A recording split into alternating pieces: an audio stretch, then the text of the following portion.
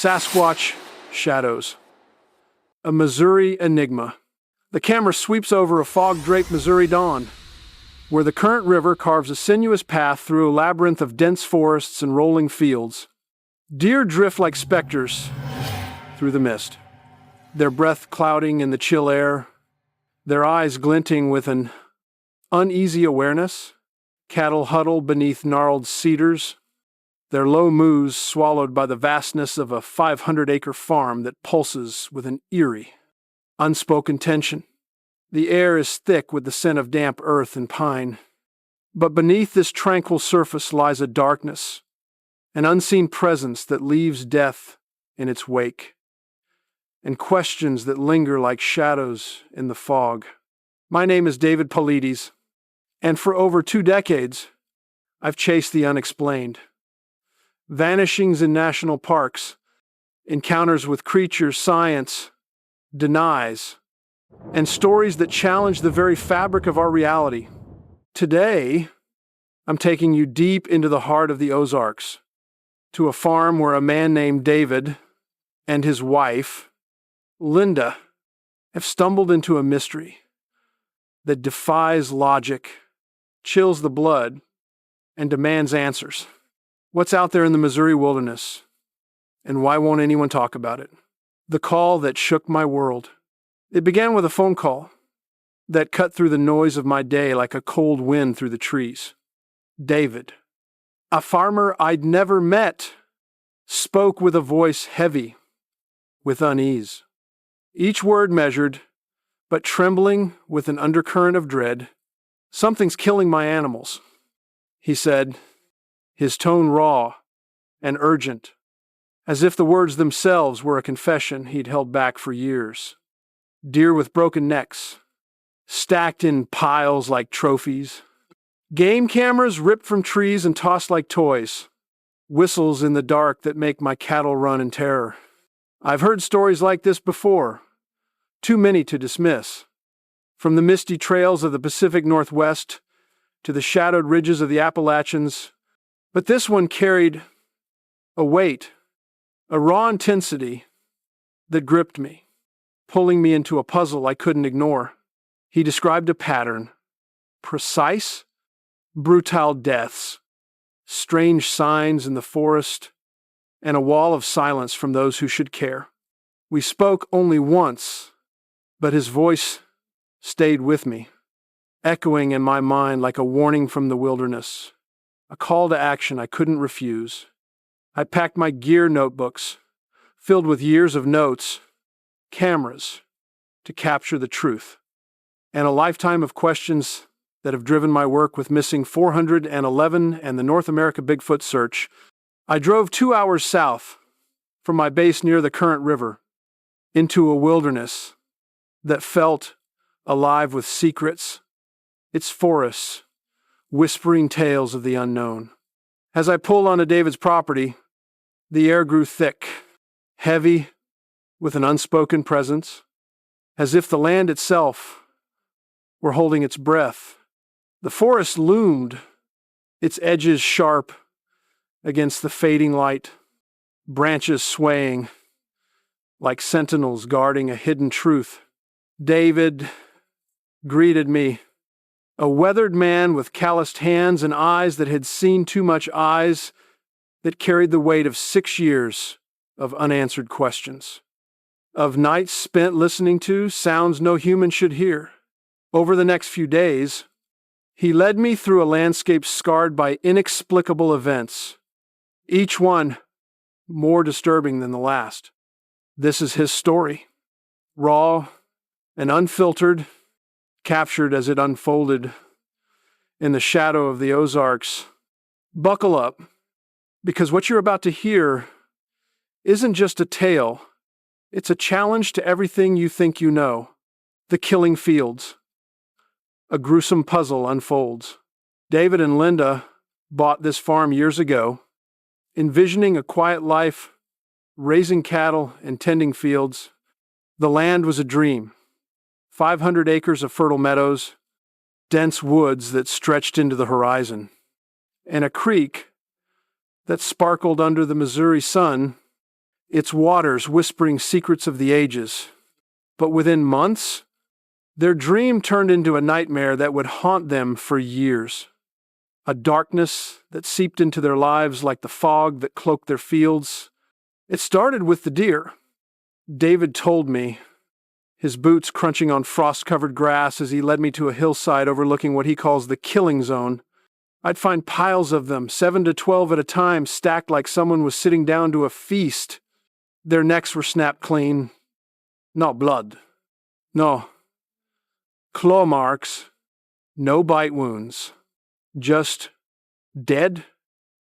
Oh, he thought it was poachers at first.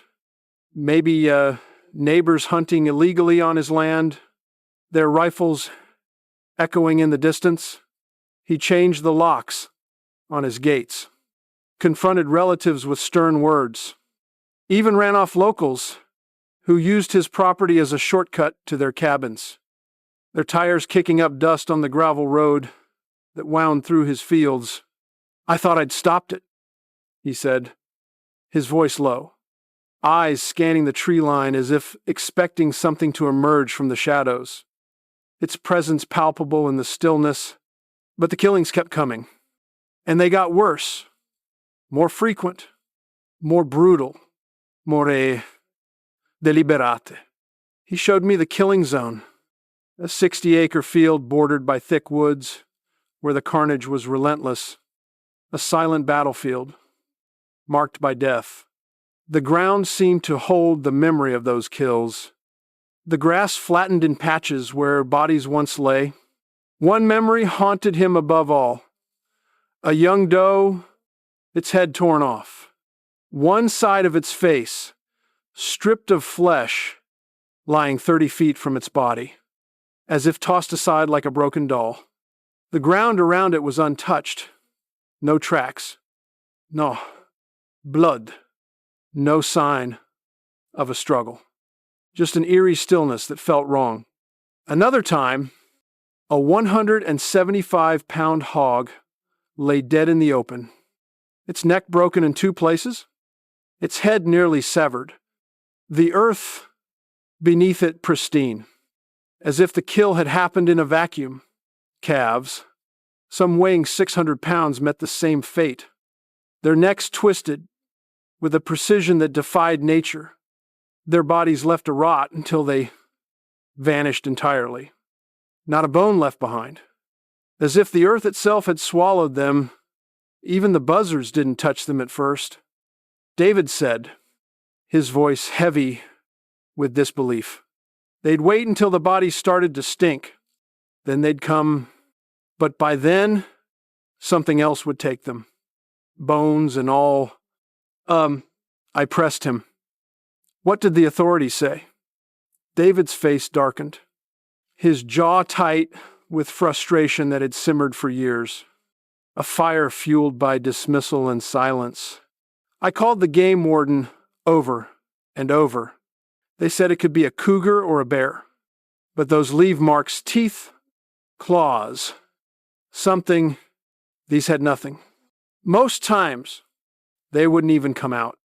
One warden finally visited, inspecting a deer with its hindquarters cut out in a perfect circle. No blood or mess, like it was carved with a surgeon's blade. The edges unnaturally clean. He ruled out chronic wasting disease. David recalled, his voice edged with bitterness. But when I pushed for answers, he said, I can't talk about that, and hung up. That was the last I heard from him. Days later, David found another deer, its neck broken and its female organs removed in a perfect circle. Right where he and his cousin had been watching the fields the night before, their campfire still smoldering in the dawn light. It was like it knew we were there, he said, his voice barely above a whisper, his eyes darting to the woods, where the cedars stood like silent witnesses, like it was sending a message. Why would a game warden shut down like that? Why refuse to investigate? And why do these deaths follow a pattern every 2 weeks? Like clockwork that no known predator could explain? These questions gnaw at me, just as they do at David, each one a thread in a tapestry of mystery that grows darker with every step we take into the killing zone. Signs in the forest. Evidence that defies logic. The killing zone held more than dead animals.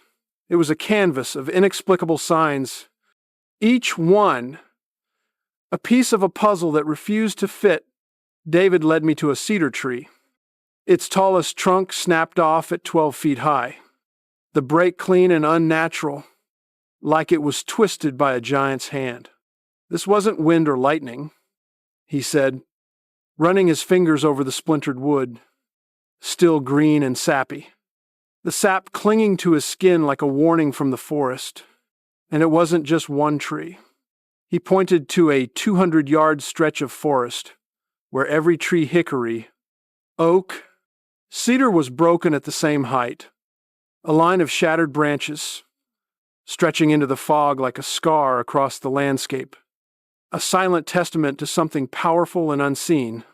No humans doing this without heavy machinery, he said, his voice steady but edged with unease, his eyes scanning the canopy as if it might betray the culprit. And no animal I know breaks green wood like this. Every 2 weeks, like it's marking its territory, or sending a warning. Ha! He showed me another tree, a hickory, its trunk twisted and splintered at 10 feet, the bark peeled back as if something had wrenched it with unimaginable force, the wood groaning under the memory of the act. This happened the same day I found a calf, he said, pointing to a spot nearby where the ground still bore the faint outline of a body, the grass pressed flat as if mourning its loss. 600 pounds. Neck broken. No other marks. It was gone by morning. The pattern was chilling. Every killing was accompanied by a broken tree, always at 10 to 12 feet high, always fresh, always deliberate. It's claiming the kill, David said, his eyes narrowing, his voice tinged with a mix of fear and defiance, or taunting me. Then there were the game cameras. David's desperate attempt to catch the culprit, to shine a light on the darkness that plagued his land. He set them up across the killing zone, tying apples and bananas, 8 feet high on hedge apple trees to rule out deer or squirrels. Their branches gnarled and unyielding. The results were chilling. Each incident more baffling than the last. Each one a step deeper into the unknown. One camera captured an apple in one frame, gone in the next. With nothing in sight. 5 seconds between frames. David said, shaking his head, his eyes distant, as he recalled the moment, his hands trembling slightly as he handed me the SD card. It was there, then gone. No tracks, no tracce, nothing. He tried a banana next, thinking a primate might take it, drawn by instinct. It rotted on the limb, he said, pointing to a string still dangling from the branch, now frayed and weathered, swaying in the breeze like a forgotten promise. Ants got to it, but nothing else did. And another camera, strapped to a pine, was ripped off and thrown 20 feet toward a creek, its strap shredded like paper, the metal mount bent as if crushed by a vise. The SD card showed a fleeting image, a mass of long, black hair, 3 to 4 inches long, too close to identify. An arm? A tail? Something else? People say it's a squirrel. David scoffed, his voice dripping with frustration, his hands clenched into fists. Squirrels don't rip cameras off trees. I've lost 5 cameras this way, all torn from behind, all showing that same black hair, too close to make sense. He showed me another camera. Elen cracked, its body dented, lying in the grass where he'd found it, half buried in the mud like a casualty of war. It's like it's mocking me, he said, his voice low, his eyes fixed on the horizon. In one heart-stopping find, David discovered a footprint 15 inches long, 7 inches wide, with 5 toes, pressed a quarter-inch into hard-packed dirt near the baited tree. I'm 270 pounds, he said, stomping the ground, his boots barely leaving a mark. The earth, unyielding under his weight, I couldn't dent this ground. What could? He laid his pocket knife beside the print 4 inches long for scale, and measured it with a stick he'd broken to match the width. His hands steady, but his breath uneven. It was 16 inches, he said, and his voice low, almost reverent, as if speaking too loudly might disturb the evidence. Days later, he found another print 13 inches, 3 twos, in the same area. Pressed into dirt, he'd raked smooth with his tractor's front-end loader. 2 different creatures? He wondered aloud, his eyes searching the woods, his hands trembling slightly as he traced the outline of the print with his finger. Or something else entirely? I knelt beside the spot, now smoothed by time, and felt a chill crawl up my spine. The ground was like concrete, unyielding under my weight, a silent witness to something heavy, deliberate and not human. Whispers in the dark, sounds that haunt.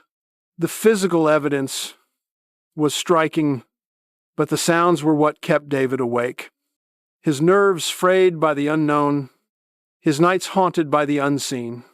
Every morning, just as the sky brightened at 6:30 a.m., a loud, shrill whistle pierced the drizzle, coming from the parkland bordering his property.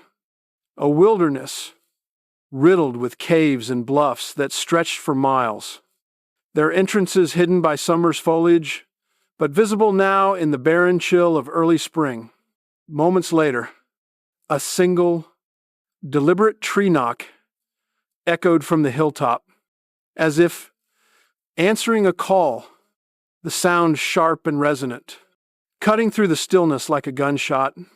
It happened every day for a week, David said, his voice low, his hands gripping the steering wheel of his side by side as we drove through the fields. The engine's hum, a faint counterpoint to the silence of the forest. Same time, same pattern, right as the sun crested the hill. Too consistent for a human playing tricks. And free. One morning, while feeding cattle with his 5-year-old grandson, Liam, the boy mimicked a whoop, his small voice echoing across the field. Innocent and carefree.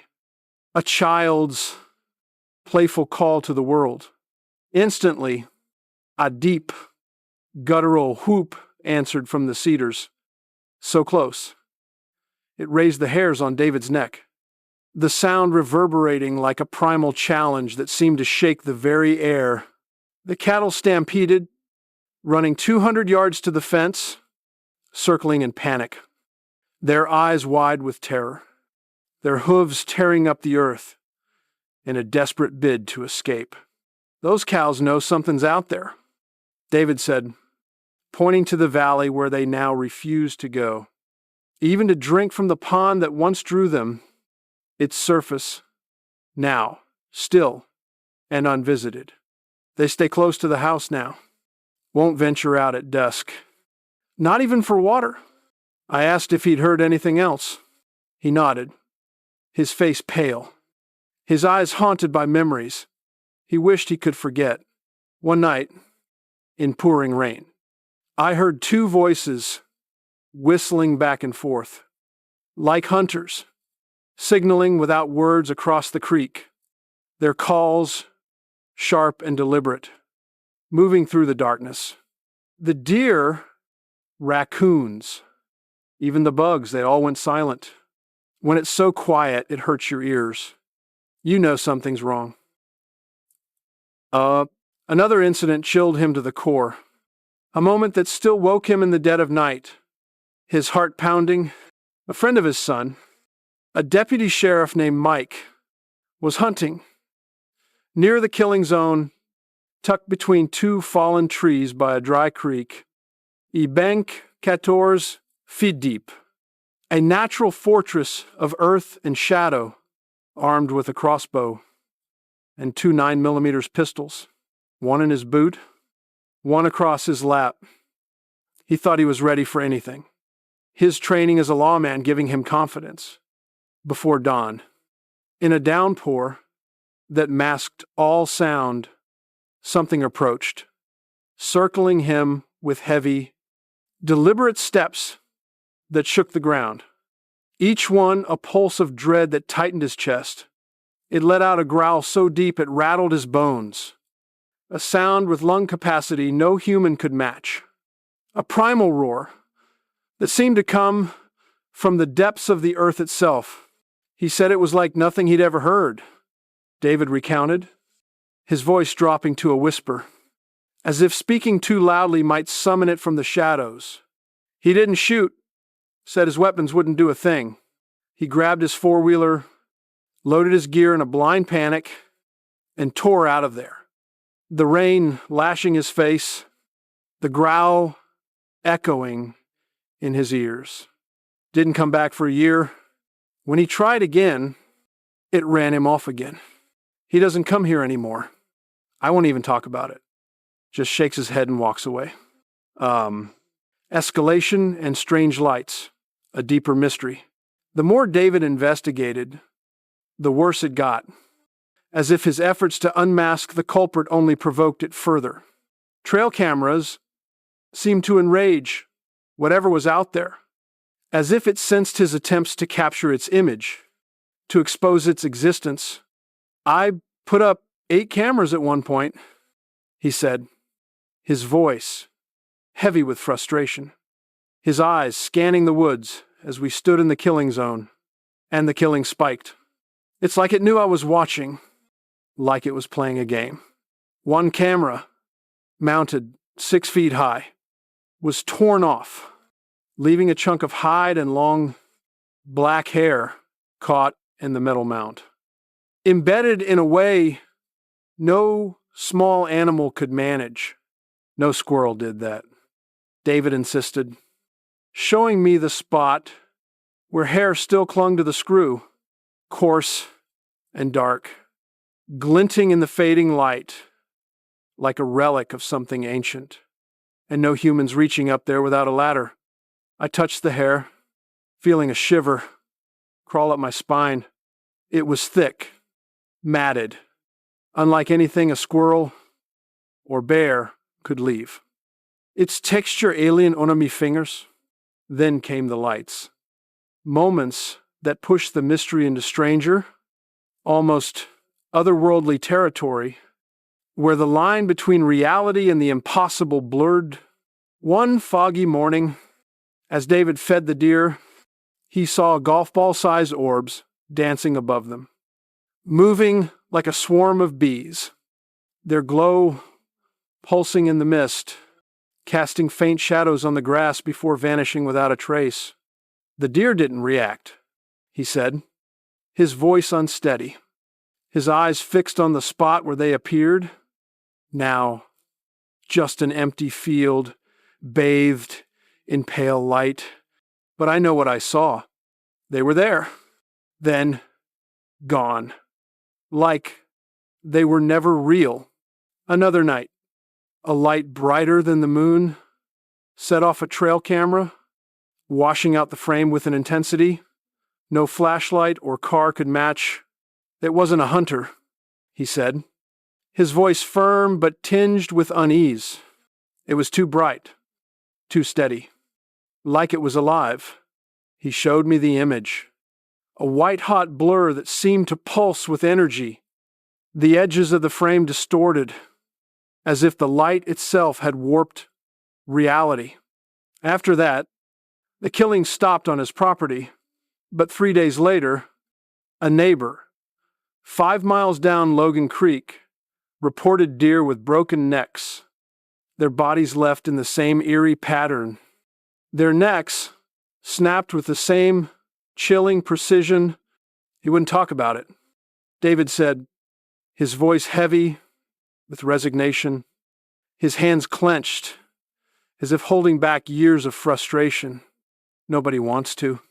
The neighbor's silence was a mirror of the game warden's, a pattern I've seen too often in my investigations. A refusal to engage, a wall of denial that only deepens the mystery. David also found strange rocks baseball to softball sized appearing in his fields where no rocks should be. Their surfaces clean and smooth, no mud or dirt clinging to them. Despite the damp earth, I pick them up every day to protect my bush hog, he said, showing me a pile near the pond.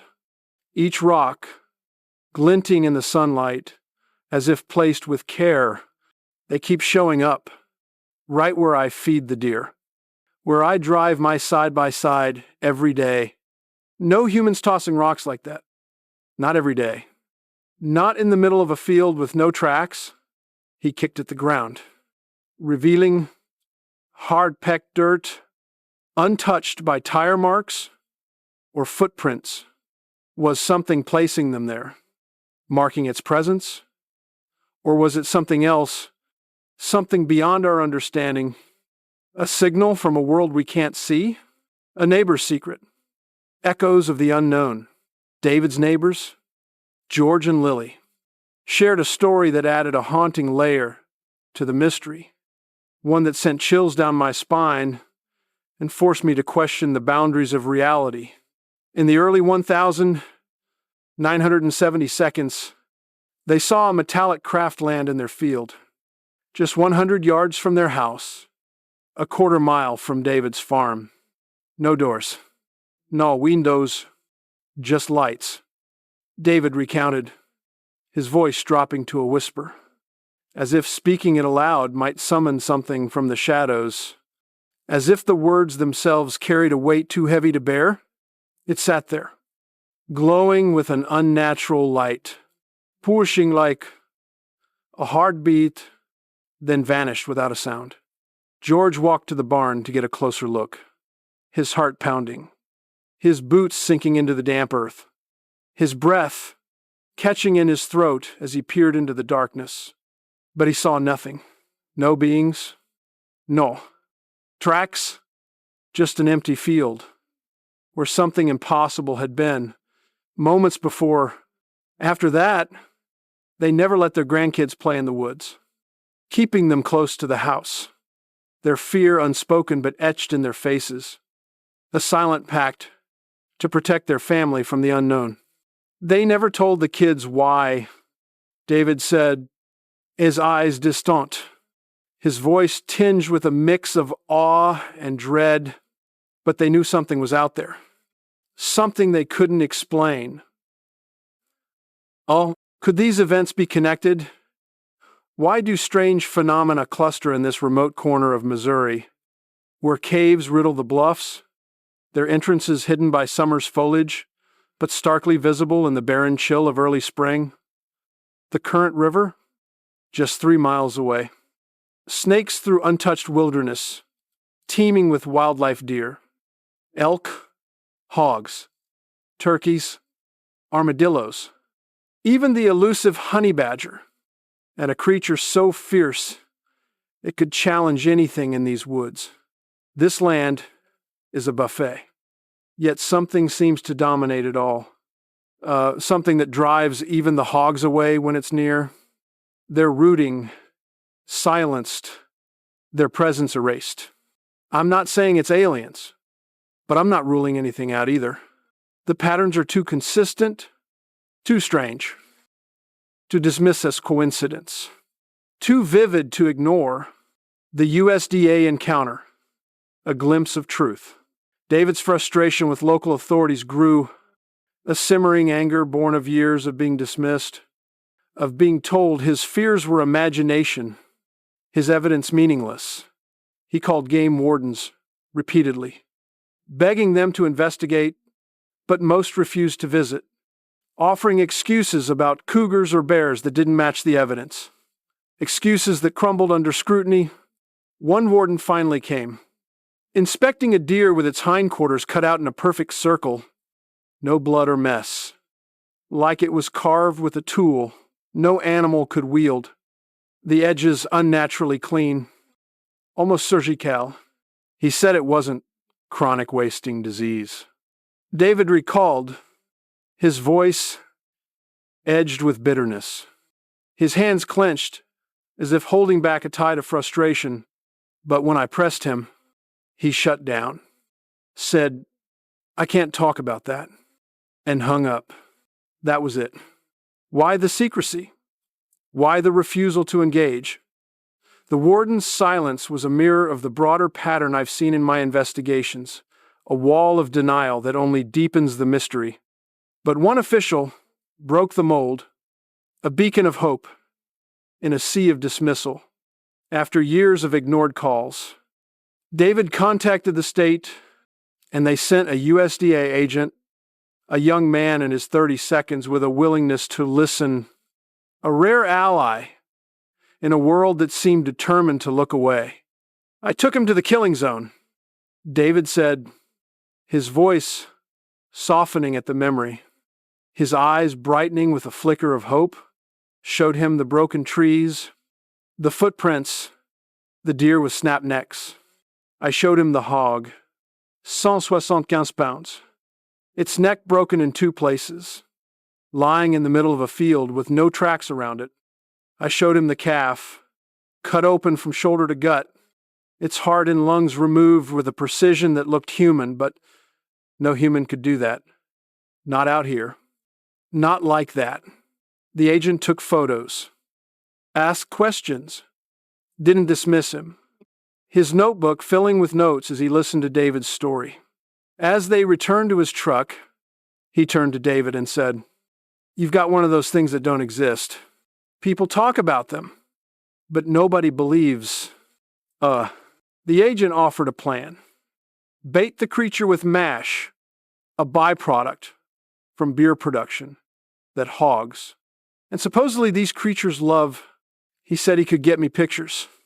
David recalled, his voice tinged with a mix of hope and loss, his eyes distant as he recounted the moment. Definitive proof.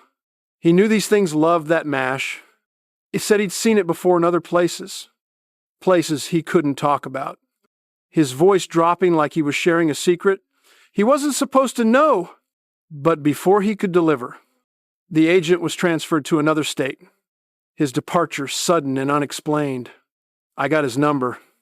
"But it's dead now," David said, his voice heavy with resignation, his hands falling to his sides. He was the only one who didn't treat me like I was crazy. Why pull an agent who was willing to help? Why the sudden transfer? What don't they want us to know? Making peace with the unknown. After 6 years of fear, David made a bold choice. One born of exhaustion, desperation, and a need to reclaim his life from the shadow that had consumed it. He drove to the killing zone, shut off his side-by-side, and sat in the silence of the forest, the weight of the unknown pressing down on him like a physical force. The cedars loomed around him, their branches swaying in a breeze that carried the faint scent of decay, the air thick with the memory of death. "You can live here," he spoke to the shadows, his voice steady despite the pounding in his chest, his words echoing into the stillness. "But leave me alone, and I'll leave you alone." He sat there for an hour, listening to the silence, waiting for an answer that never came, the forest holding its breath as if acknowledging his words. But something changed. A subtle shift in the air, a lifting of the dread that had clung to him for years. Since that day, the killings have stopped. The cattle no longer panic, staying close to the house instead of fleeing in terror. Their eyes no longer wild with fear, their hooves no longer tearing up the earth in desperate flight. The deer have returned, grazing alongside armadillos and wild hogs that once vanished when the creature was near, their rooting silenced, their presence erased. The bugs, once silenced by the creature's presence, hum again in the evening air, a chorus that feels both comforting and fragile, as if the peace could shatter at any moment. "It's quiet now," David said, his voice softer, his eyes still scanning the horizon as if expecting the past to reemerge. A faint whistle on the wind, almost too quiet, but I still hear the whistle sometimes, faint in the distance, like it's watching, waiting. Oh, what was stalking these woods? Why did it stop when David made his pact? Why do game wardens and officials dodge these cases, dismissing clear evidence like footprints, broken trees, and surgically precise wounds? And why do the signs snap necks, destroyed cameras, eerie lights, rocks, placed with purpose, point to something we're told doesn't exist? I've documented too many cases like this, from the Pacific Northwest to the Ozarks. Through my work with Missing 411 in the North America Bigfoot search, over 700 disappearances, countless Bigfoot sightings, and patterns that repeat across the continent. Unexplained deaths, strange phenomena, and a wall of silence from those who should be seeking answers. The threads connect footprints too large, sounds too strange, lights that defy explanation, and a refusal to acknowledge what's right in front of us. Your turn to speak. I'm not here to tell you what's out there. I'm here to present the facts as David shared them with me, raw and unfiltered, captured on the spot as they unfolded in the shadow of the Ozarks. The piles of deer, the snapped trees, the whistles in the dark, the lights that vanish, the rocks that appear where they shouldn't. What do they mean? Watch the footage, recorded in real time. As David walked me through the killing zone, his voice steady, but his eyes haunted by 6 years of terror. Listen to his story, unscripted and unvarnished, as he described the fear that gripped his family, the sounds that woke him in the night, the evidence that no one would acknowledge. Then ask yourself, what's really happening in these Missouri woods? Have you seen something like this? A footprint too large? A sound too strange? A light that shouldn't be? Heard the whoops or felt the silence that hurts your ears? Share your experiences, your theories, your questions on X, or wherever you connect. Post your thoughts, your stories, your own encounters with the unexplained. The truth is out there, but it starts with us asking the hard questions. Let's uncover this together.